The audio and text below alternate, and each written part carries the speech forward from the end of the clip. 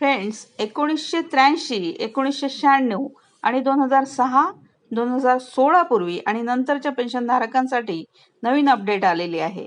पेन्शनमध्ये झालेले बदल कोणते ते आपण जाणून घेऊयात.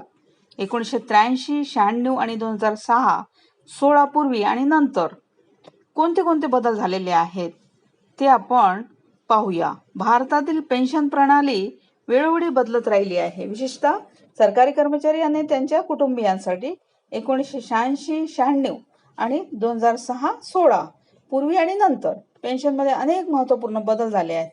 आता आपण बदल आणि त्यांच्या पेन्शनधारकांवर कसा परिणाम होतो ते तपशीलवार समजून घेणार आहोत. कशा रीतीने त्यामध्ये चेंजेस झालेले आहेत 86, 96 मध्ये आणि 2006 आणि 16 मध्ये. आता पेन्शन प्रणालीचा थोडक्यात परिचय पाहूया. पेन्शन ही एक आर्थिक योजना आहे जी निवृत्तीनंतर व्यक्तीला आर्थिक सुरक्षा प्रदान करते. भारतातील सरकारी कर्मचारी आणि त्यांच्या कुटुंबियांसाठी पेन्शन प्रणालीमध्ये वेळोवेळी सुधारणा करण्यात आल्या आहेत. या सुधारणांचा उद्देश कर्मचाऱ्यांच्या सेवा कालावधी आणि त्यांच्या आर्थिक गरजांवर आधारित उत्पन्न सुनिश्चित करणे आहे. 1986 आणि 1996, 2006 आणि 16 मधील प्रमुख बदल या वर्षाशी संबंधित पेन्शन प्रणालीतील प्रमुख बदलांचा सारांश दिलेला आहे. आता तो सारांश काय आहे तो पाहूया. 1986 मध्ये वेतन श्रेणी सुधारित करून पेन्शनची गणना सुरू झाली. 1996 मध्ये 5व्या वेतन आयोगाच्या शिफारशीनुसार किमान पेन्शनमध्ये वाढ करण्यात आली.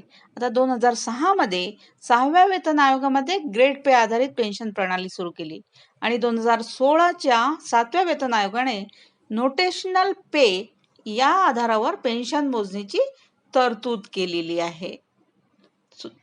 1986 पूर्वी आणि नंतर पेन्शन प्रणाली कशी होती तर 1986 पूर्वी पेन्शन गणना मूळ वेतन आणि सेवा कालावधीवर आधारित किमान पेन्शन खूप कमी होते, ज्यामुळे आर्थिक समस्या निर्माण झाल्या. आता महागाई भत्ता मर्यादित प्रमाणात लागू होता. महागाई भत्ता मर्यादित प्रमाणात होता.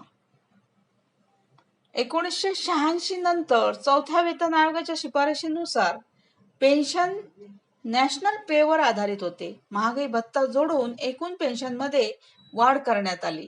सर्व निवृत्त कर्मचाऱ्यांना लाभ मिळावा म्हणून किमान पेन्शन निश्चित करण्यात आली.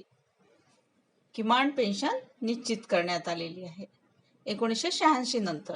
आता 1996 पूर्वी आणि नंतर पेन्शन प्रणाली कशी होती तर 1996 पूर्वी 5व्या वेतन आयोगापूर्वी पेन्शनधारकांना मर्यादित फायदे होते. महागाई भत्ता कमी होता आणि तो नियमितपणे अपडेट केला जात नव्हता. आता 1996 नंतर 5व्या वेतन आयोगाने किमान पेन्शन दरमहा 1275 पर्यंत वाढवण्याचा प्रस्ताव मांडला. कुटुंब पेन्शन मध्ये सुधारणा करण्यात आली. महागाई भत्त्यात नियमित वाढ करण्याची तरतूद करण्यात आली. 2006 पूर्वी आणि नंतर पेन्शन प्रणाली कशी होती तर 2006 पूर्वी 6व्या वेतन आयोगापूर्वी ग्रेड पे आधारित प्रणाली अस्तित्वात नव्हती.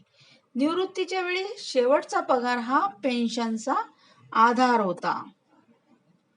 तर 2006 नंतर 6व्या वेतन आयोगाने ग्रेड पे आधारित प्रणाली सुरू केली. किमान पेन्शन दरमहा 3,500 निश्चित करण्यात आला. आता दर 6 महिन्यांनी महागाई भत्त्यात सुधारणा करण्याची तरतूद करण्यात आली. 2016 पूर्वी आणि नंतर पेन्शन प्रणाली कशी होती तर 2016 पूर्वी 7व्या वेतन आयोग लागू होण्यापूर्वी नोटेशनल पे चा वापर मर्यादित होता. किमान आणि कमाल पेन्शनमध्ये मोठी तफावत होती. 2016 नंतर 7व्या वेतन आयोगाने कल्पित वेतन आधारित गणना सुरू केली. किमान पेन्शन दरमहा 9,000 निश्चित केले. नवीन सूत्रानुसार महागाई भत्ता जोडण्यात आला आणि कुटुंब पेन्शन देखील एकूण उत्पन्नाच्या 30% पर्यंत सुधारित करण्यात आले. आता लाभार्थी कोण आहेत तर या बदलांचा फायदा कोणाला होऊ शकतो हे खालील यादीमध्ये दाखवले आहे. 1986, 96 आणि 2006 किंवा 2016 पूर्वी निवृत्त झालेले सरकारी कर्मचारी, त्यांच्या कुटुंबातील सदस्यांना आणि ज्यांना कुटुंब पेन्शन मिळते, लष्करी कर्मचारी आणि इतर विशेष श्रेणी जसे की अपंग कर्मचारी यांना लाभ मिळू शकतो. Thank you.